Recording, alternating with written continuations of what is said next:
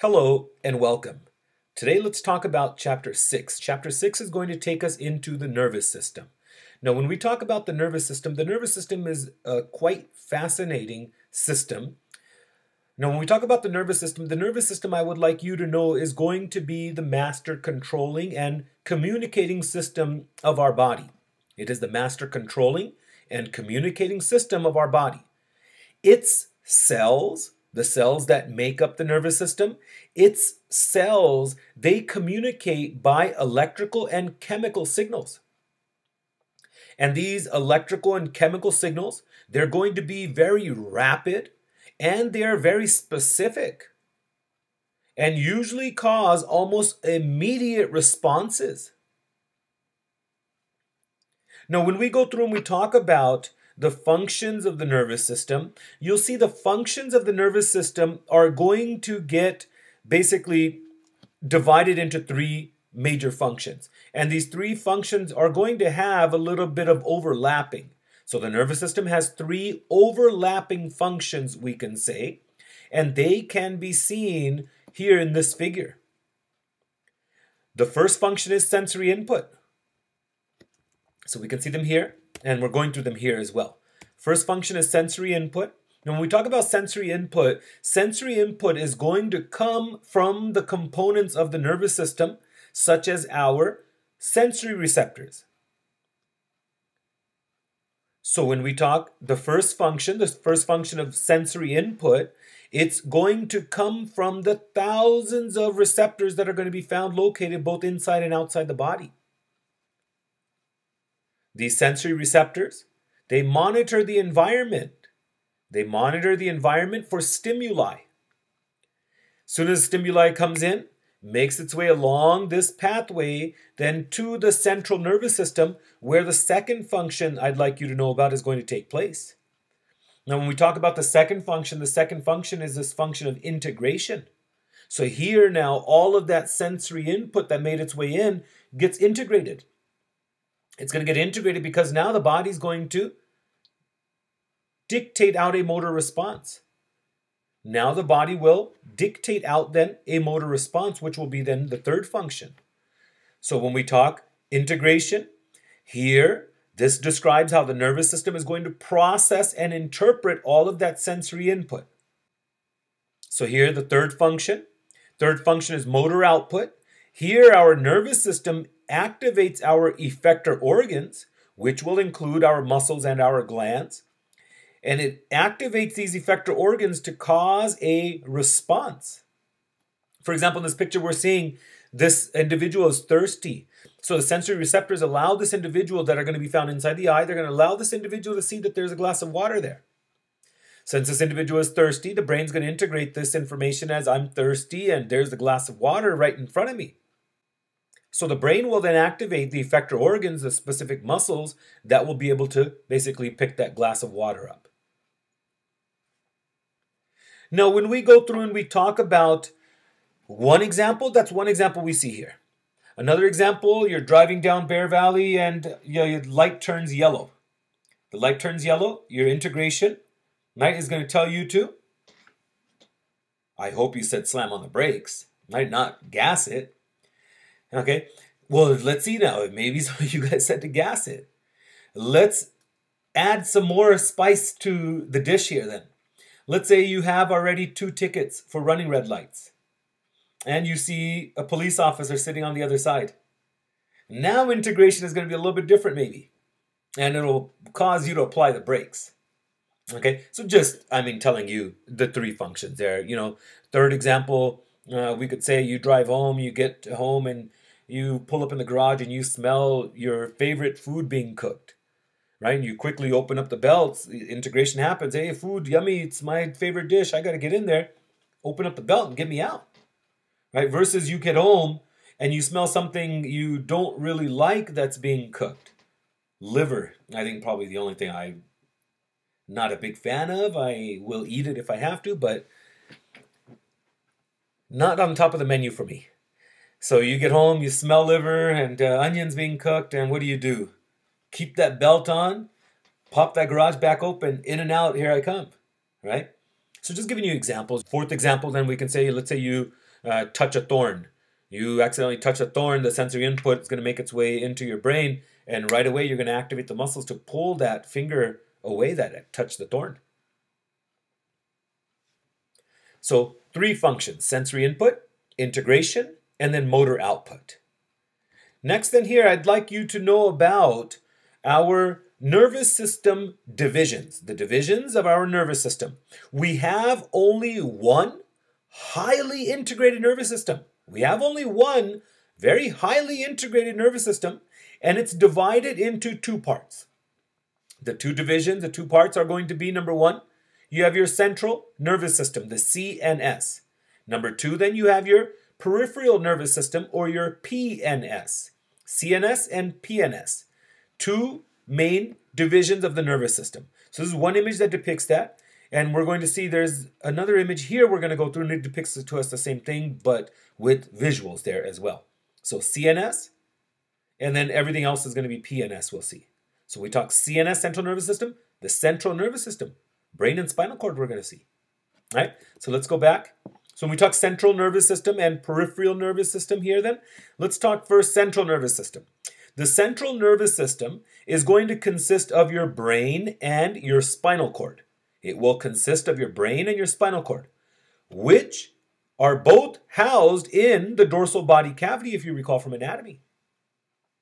Right, the dorsal body cavity, if you further recall, gets divided up into the cranial cavity and the vertebral canal. So you know, cranial cavity is going to house the brain. The vertebral canal then will house your spinal cord.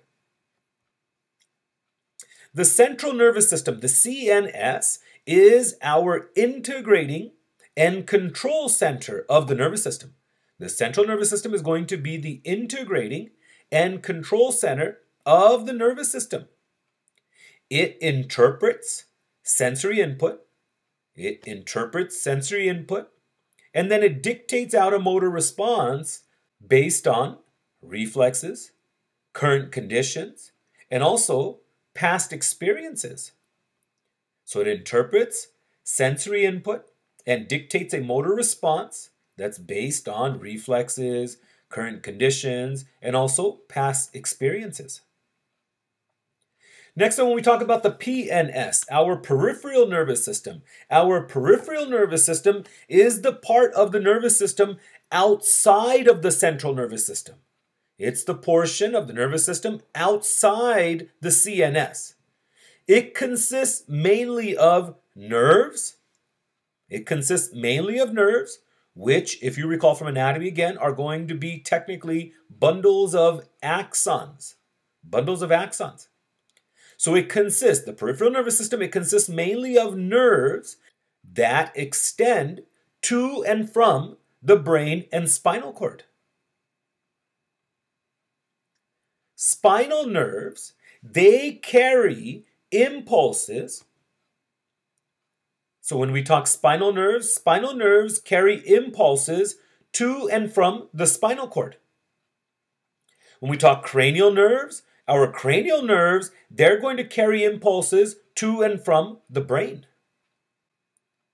These peripheral nerves, they're going to function, you can say, they serve as communication lines that are going to link all parts of the body to the central nervous system.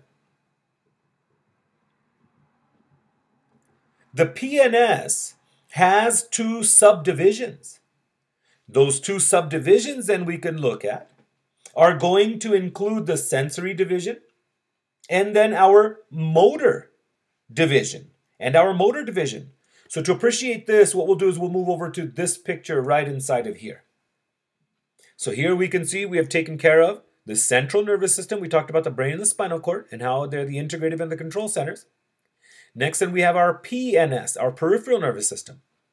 So the PNS, we said, has 2 subdivisions, and you can see them here very nicely. First, we have the sensory, or what's also known as the afferent division. And then second, we have our motor, or efferent division.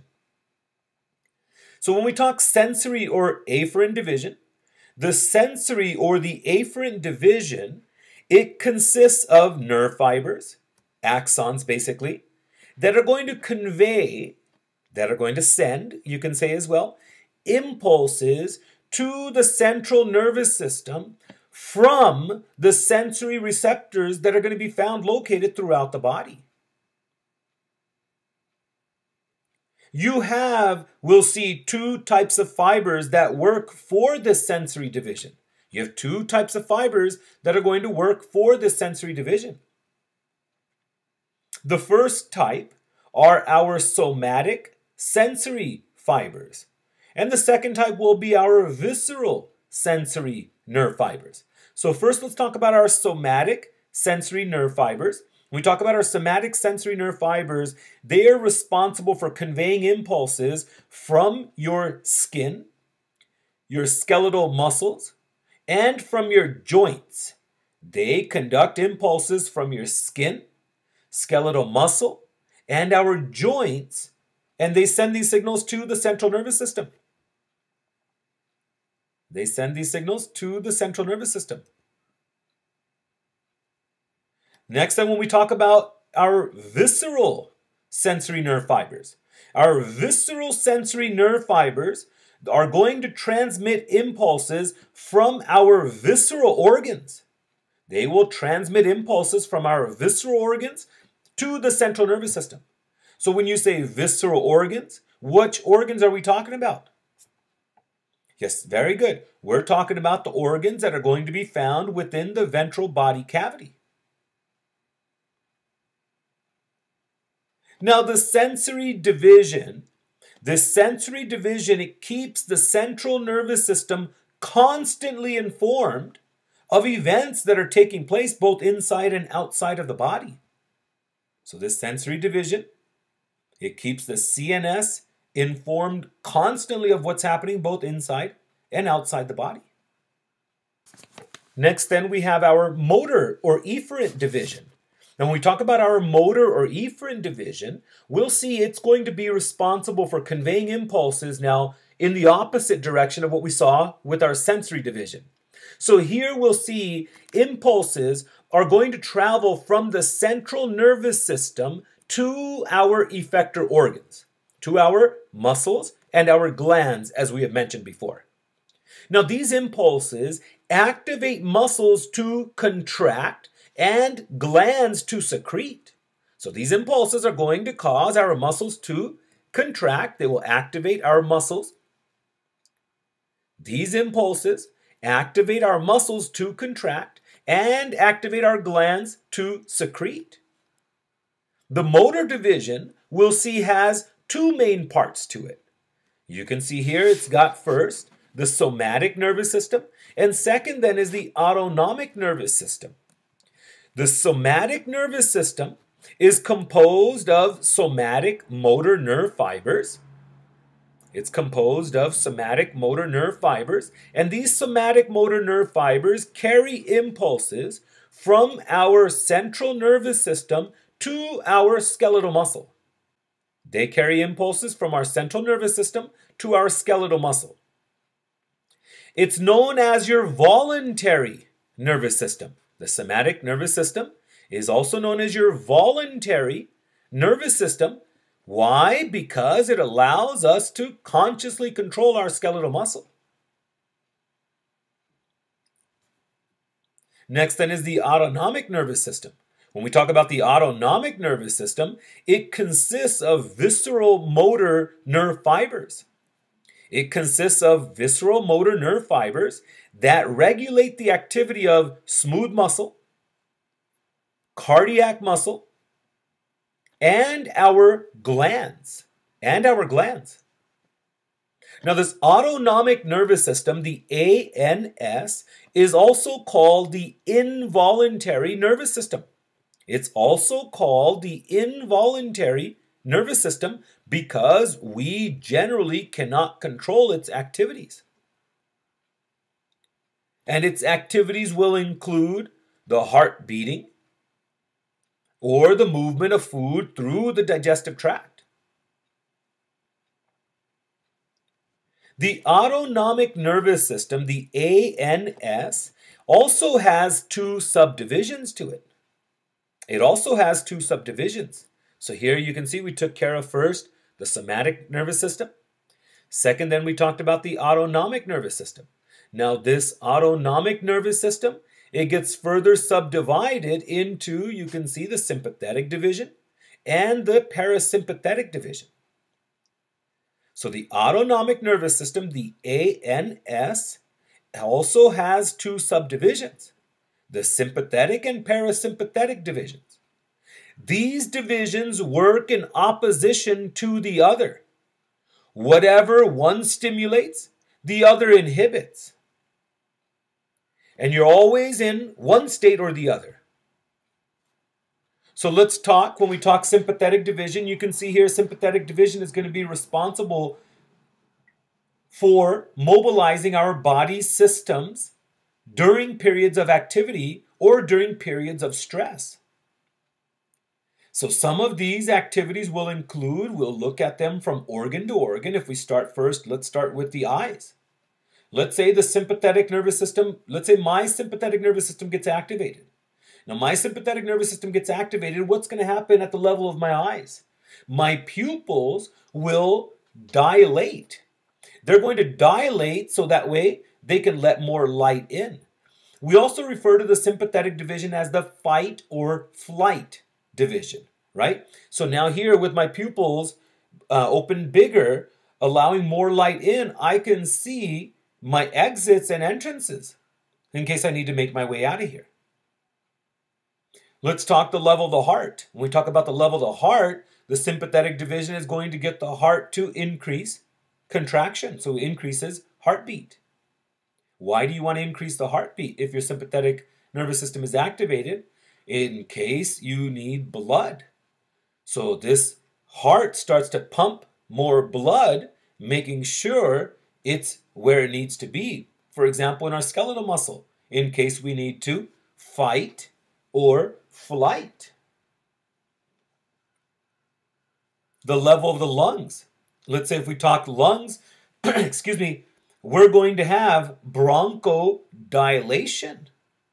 So we can allow more air in, and then the muscles can function with enough oxygen and do what they need to do, so that way you can fight or flight. So you can see here, it mobilizes your body systems during activity. Next, then we have our parasympathetic division. The parasympathetic division is also known as our rest and digest system. Our rest and digest system. Here, what does the parasympathetic division do? It conserves energy. It conserves energy, and it also promotes housekeeping functions during rest. Housekeeping functions include emptying the GI tract, right? Increasing GI motility, producing urine. So producing feces, producing urine, you can see there. So these are all activities that would happen during rest. Let's say, we'll take an example. Let's say, for example, you're walking down the street and all of a sudden around the corner comes this big dog. This big dog's coming running right at you, and the dog is foaming at its mouth. And you look behind you, there's no owner anywhere in sight. What happens? Sympathetic nervous system starts to kick in. You feel that. Fight or flight. Now you're thinking, all right, hold on. I got to do something. All of a sudden, the neighbor, whose dog it is, comes running out. Says, Tiny, get over here. And yells to you, don't worry, he doesn't do anything. Yeah, right. So as soon as the dog is put on its leash and the owner has it, what do then? You breathe a sigh of relief. Right? And then the heart rate that was increased will eventually come back down. I like to use an example in class where, while I'm talking about this, I tell everybody, all right, guys, close your books, pop quiz. Pop quiz. And I ask everybody what happened. And then you guys usually tell me the effects of the sympathetic division compared to the parasympathetic division. So you're always in one state or the other, and we'll talk more about each of the organs as we progress. Next then, let's move. Let's move down to the histology of nervous tissue. So when we talk about the histology of nervous tissue, here we're going to look at the various cells that will help make up nervous tissue. So when we talk nervous tissue, I'd like you to know nervous tissue is made up of just two principal types of cells. Just two principal types of cells. Number one, you have your neuroglia, as you can see. And number two, then, are your neurons. So neuroglia and neurons. Two principal cell types. First, when we go through and we talk neuroglia, I would like you to know, are the supporting cells. They are also known as the supporting cells. They are small cells. They are small cells that surround and wrap the delicate neurons. Neuroglia are also referred to as glial cells. They're also referred to as glial cells. There are 6 types of neuroglia. 4 that you're going to have to know about in the central nervous system, and 2 that you'll have to know about in the peripheral nervous system. Neuroglia, just like neurons, have branching processes and a central body. Now, in the central nervous system, we'll check out the first 4 neuroglia. Our astrocytes, our microglial cells, our ependymal cells, and then our oligodendrocytes. And then when we move to the peripheral nervous system, we'll be able to look at our satellite cells and our Schwann cells. So let's talk first astrocytes. Here, you guys usually say, right, a pick or it didn't exist, or a pick it didn't happen. Here it is. Astrocytes. When we talk astrocytes, they're going to be shaped like sea anemones. However, I personally think all of these cells look like sea anemones. Okay, if you've ever been down in the sea, you see so many different shaped creatures. And that's kind of what these look like. So they're shaped like sea anemones, these astrocytes. These astrocytes are going to be the most abundant and most versatile glial cell we're going to have. Their numerous radiating processes you can see here are going to cling to both neurons, you see that there very nicely, and to the nutrient supply line of those neurons. And to the nutrient supply lines, the capillaries. These astrocytes, what they do is they support and brace the neurons. They support and brace our neurons. And they anchor these neurons to their nutrient supply lines. And they help anchor them to their nutrient supply lines. These cells, they play a role in exchange between the capillary and the neurons. They guide the migration of young neurons. Also, they mop up any leaked potassium ions, and they recapture and recycle released neurotransmitters. So here you can see they control the chemical environment around the neurons. They're going to respond to nerve impulses and neurotransmitters. And they influence neuronal functioning by participating in information processing inside the brain. And last, these astrocytes form the blood-brain barrier. They form the blood-brain barrier.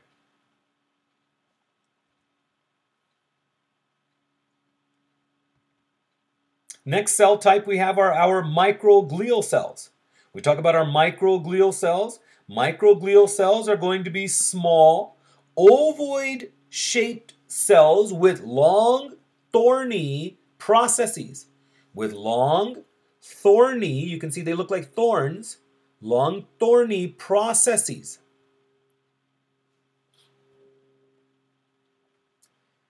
When we talk about our microglial cells, their thorny processes are going to touch nearby neurons, monitoring their health. These cells, what they do is they migrate towards certain neurons that are injured or invaded by microorganisms. and they transform into a special macrophage that phagocytizes the microorganisms or the neuronal debris. So some very good cells we have here.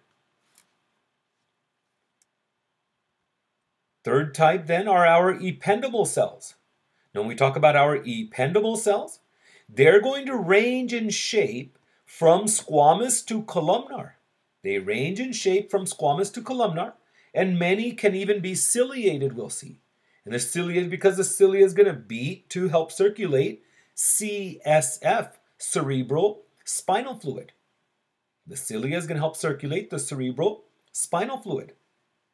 These cells, the ependymal cells, they line the central cavities of the brain and the spinal cord. They line the central cavities of the brain and the spinal cord, where they form a permeable barrier between the CSF, the cerebral spinal fluid, that's going to help fill those cavities, and the tissue fluid bathing the cells of the central nervous system. Next then we have our oligodendrocytes. And we talk oligodendrocytes. So now when we talk oligodendrocytes, also branching cells. Oligodendrocytes produce a covering called the myelin sheath. They produce a covering called the myelin sheath. One cell, one oligodendrocyte, coats myelin for many nerve fibers, or you can say it coats myelin for many axons in the CNS. So one oligodendrocyte has the ability to coat myelin for many axons, as you can see in this picture. All right, next then we have neuroglia in relation to our PNS. Neuroglia in relation to our peripheral nervous system. Now, these neuroglia differ from each other mainly in location. So first here we have what we call our satellite cells. Our satellite cells, you can see, they're going to be found surrounding the cell bodies in the PNS. And when you talk about their function is similar to that of astrocytes in the CNS. Their function is similar to that of astrocytes in the CNS, in the central nervous system. So next then are going to be our Schwann cells. Our Schwann cells, also known as our neurolemocytes. Now when you talk about their function, we'll see they're going to be surrounding our nerve fibers and they form myelin. So they're similar to our oligodendrocytes. However, they're found in the PNS versus oligodendrocytes which were found in the CNS. Now here we can see another difference. These Schwann cells, we require many of them to produce myelin for just one nerve fiber in the PNS. So you can see here's a Schwann cell. It produces myelin in this segment. Here's another Schwann cell, produces myelin for just a segment. Another Schwann cell produces myelin for just a segment. Then the next one, same thing here, same thing here, same thing here. So you can see how there's many Schwann cells that come together to produce myelin for just one nerve fiber. These cells, they're going to be vital to regeneration of damaged peripheral nerves. Many cells coat for one nerve fiber or one axon. So many cells coat for just one nerve fiber or one axon, as we can see here. Next then we have our neurons. When we talk about our neurons are going to be excitable cells. They respond to stimuli, they're excitable cells, and they transmit electrical signals. They are also the structural units of the nervous system, and they are highly specialized cells that are going to conduct messages in the form of nerve impulses from one body part to another. Neurons have longevity. They have extreme longevity given good nutrition, right? As long as they're provided with the proper nutrients, they could live for over 100 years or more. Neurons are amitotic with a few exceptions. They are amitotic, means that they lose their ability to divide. They have a very high metabolic rate, and they require continuous and abundant supplies of oxygen and glucose. Our neurons, they cannot survive for more than a few minutes without oxygen. Neurons, they may vary in structure, but they all have a cell body and one or more process. So let's talk about the neuron cell body. Let's just go right to a neuron right inside of here. So here we've got our neuron. Here we can appreciate the nucleus of the neuron. And here we have basically the processes, all these processes here off to the sides. And then here's another process right off this way. So let's talk first our neurons. Our neurons have a cell body. The cell body is also called the soma. It's also called the soma. And it consists of, you can see, a nice spherical nucleus and a conspicuous nucleolus, which are surrounded by cytoplasm. Now, the cell body is the major biosynthetic center of a neuron. The cell body is going to be the major biosynthetic center of a neuron. So it's going to contain, then you can see, the usual organelles. You can appreciate them all very nicely in the picture. So you can see it contains the usual organelles that are going to be needed to synthesize proteins and other chemicals. Most neuron cell bodies are located in the CNS, where they are going to be protected by bone. Now, when we talk about clusters, of cell bodies in the central nervous system, they're going to be called nuclei. They will be called nuclei. And when we talk about clusters of cell bodies in the PNS, and we talk about clusters of cell bodies in the PNS, we're going to be talking about ganglia. We will then be talking about ganglia. So clusters of cell bodies inside the CNS are going to be called nuclei. And when we talk about clusters of cell bodies in the PNS, we'll see they're going to be referred to as ganglia, Let's check out the various processes now. When we talk neuron processes, they are arm-like. They are arm-like, and they're going to be found extending from the cell body of all neurons. There are two types of processes, dendrites and axons. Number one, dendrites. They are the main receptive or input regions.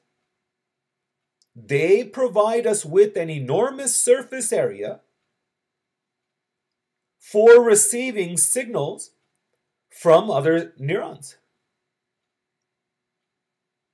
They provide us with an enormous surface area for receiving signals from other neurons. Dendrites, they convey incoming messages towards the cell body. They convey incoming messages towards the cell body. Dendrites, they contain all the organelles present in the cell body. Dendrites contain all the organelles present in the cell body.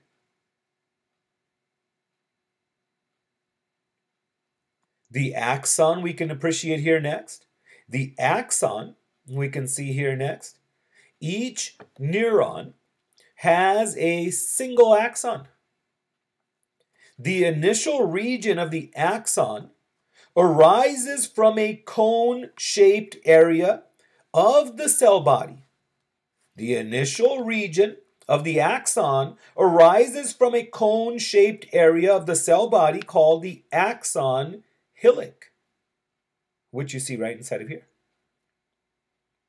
Now, axons, they can be absent, they can be short, or they can be very long. So we have various types. Axons branch profusely at their ends. They branch profusely at their ends as terminal branches, you can appreciate here. Now, these terminal branches themselves are going to end as knob-like structures.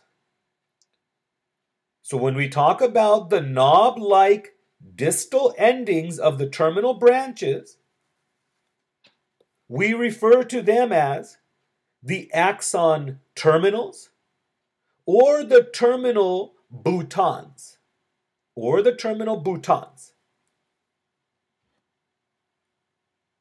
So the knob-like distal endings of the terminal branches are called terminal boutons or axon terminals. And you can see here they're telling us that that is the secretory region of the axon terminals. Secretory region, secretes. This is the area where we secrete from. Where are we going to secrete from here? We're going to secrete various neurotransmitters. Now, when we talk about the axon, let's talk about some functional characteristics in relation to the axon. The axon is the conducting region of the neuron.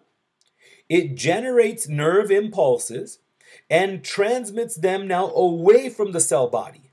Away from the cell body along the plasma membrane.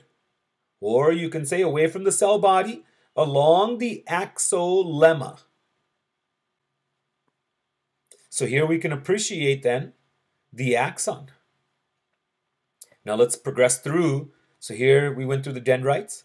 We have hundreds of these short, tapering, diffusely branching processes.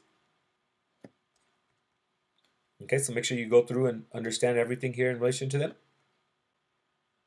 And then here we can see a nice picture depicting to us the structure of a motor neuron. And then the axon, so one per cell. The axon arises from the axon hillock. We said some can be short, long, or absent. Now in motor neurons, the nerve impulses are going to be generated at the junction of the axon hillock and the axon at the trigger zone.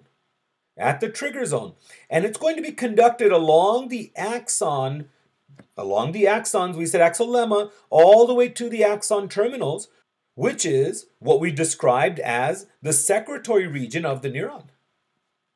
Now, when impulses reach the axon terminals, again, it causes neurotransmitters, which are going to be signaling chemicals that are stored in vesicles. It's going to cause neurotransmitters to be released into the extracellular space. These neurotransmitters, they're going to either excite or inhibit neurons. These neurotransmitters, they're going to either excite or inhibit other neurons or effector cells with which the axon is going to be in close contact. Axons have the same organelles that are going to be found in dendrites and cell bodies. However, they lack endoplasmic reticula and Golgi apparati. These, again, if you recall, are going to be structures involved in protein synthesis and packaging. So that tells you this part is not going to be involved with that. The dendrites are going to be involved with protein synthesis. The cell body will be involved with protein synthesis, but not the axon. The axon is going to rely on the cell body to replenish necessary proteins and components. If axons are cut or severely damaged, they quickly decay. Next then, we talk about transport along the axon. Substances are going to travel continuously along the axon, both away from and towards the cell body. Movement away from the cell body is going to be referred to as anterograde movement. So movement away from the cell body towards the axon terminals is going to be referred to as anterograde movement. Now opposite of that is retrograde movement. So when we have movement towards the cell body this is going to be called retrograde movement. Certain viruses and bacterial toxins use retrograde axonal transport to reach the cell body. And this will include polio, rabies, herpes simplex virus, and even tetanus toxin.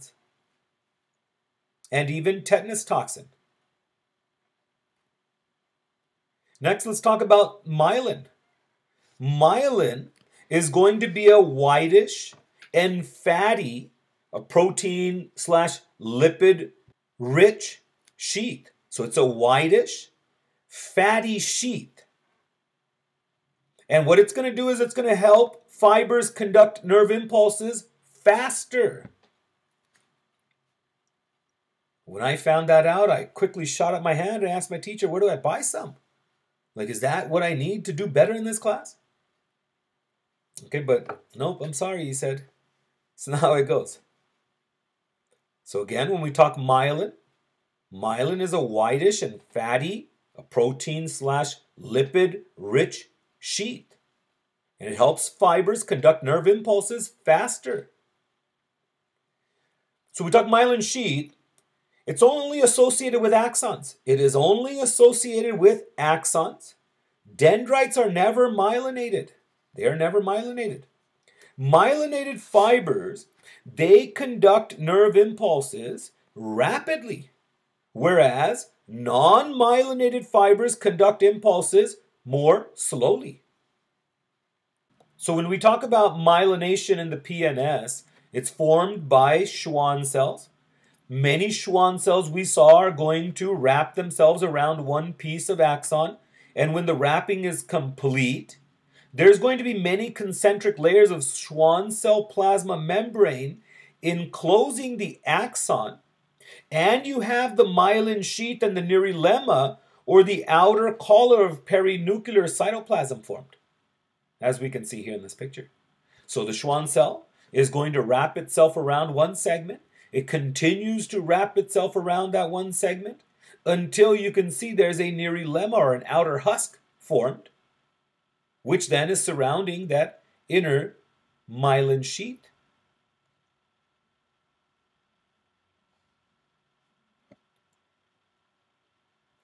Now, when we looked at adjacent Schwann cells, we saw adjacent Schwann cells don't touch each other.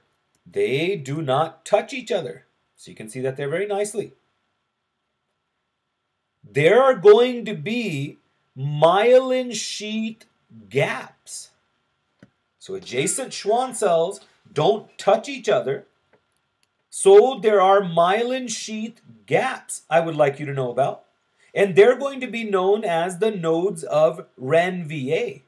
They are the nodes. So you can see here, unmyelinated region, node of Ranvier, another node of Ranvier, another node of Ranvier, node of Ranvier. This is a review from anatomy. Node of Ranvier. These nodes of Ranvier, they're going to help propagate or transmit signals faster compared to a non-myelinated axon. They're non-protected regions. So what happens exactly there is we'll see the electrical signal is going to be regenerated, and then zoom, it can take off, gets regenerated. Zoom, takes off to the next segment, gets regenerated. Zoom, right over the next segment, regenerated. Zoom, takes off right over the next segment, regenerated, and just keeps going over and over until we reach the end. So now if we're comparing three different axons, right? One that's fully myelinated, one that's partially myelinated, and one that's not at all myelinated. You can see the one that's completely myelinated is going to be sending signals fastest versus the one that has no myelin, it'll be the slowest. So then when we talk about myelination in the CNS, the CNS has both myelinated and non-myelinated axons. We saw there one oligodendrocyte can myelinate many axons at the same time. We saw there one oligodendrocyte can myelinate many axons at the same time. It can wrap up to 60 axons at once, as we can see.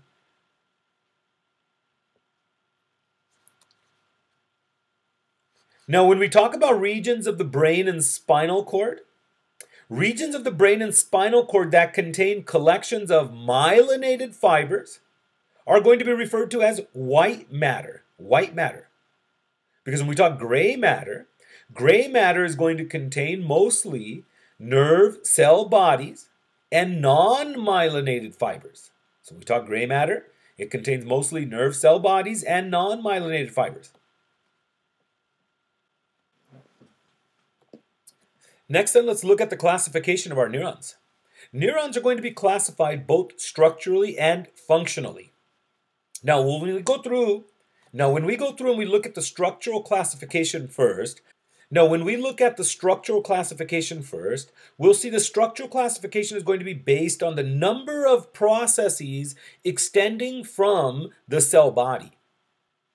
So first we have what we call multipolar neurons. Now, when we talk multipolar neurons, we'll see they have 3 or more processes. So you can see here, multipolar neuron, they have 3 or more processes. How do they have 3 or more processes? Well, let's see. Number 1, they have an axon. Number 2, look at how many dendrites.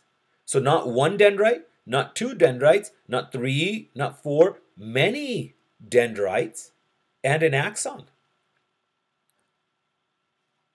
So multipolar neurons, they have 3 or more processes, 1 axon and the rest dendrites. These are the most common type of neuron in the human central nervous system. Next then are our bipolar neurons. Now when we talk about our bipolar neurons, you'll see our bipolar neurons are going to have 2 processes. Very good. They have 2 processes, an axon and a dendrite that are going to be found extending from opposite sides of the cell body. So here you can see you've got the cell body right in the center. You got your axon on one side, and you can see your dendrite on the other side. These are very rare. These neuron types are very rare. They're going to be found, we'll see, in the retina. They're found in our special sense organs. For example, the retina, and also in the olfactory mucosa. Also in our olfactory mucosa. Sense of smell.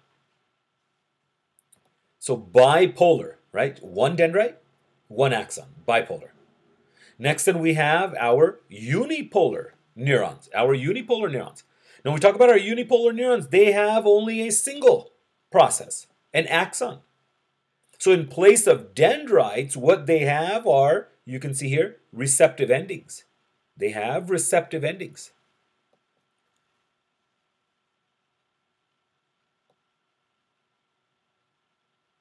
They have these receptive endings. So just 1 axon, cell body you see there, and then the receptive endings. No dendrites.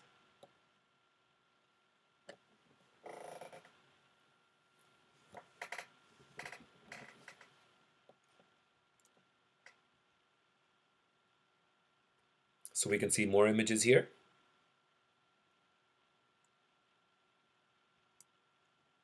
And then when we talk functional classification, this functional classification is going to group our neurons according to the direction in which the nerve impulses are going to travel relative to the central nervous system. Relative to the central nervous system.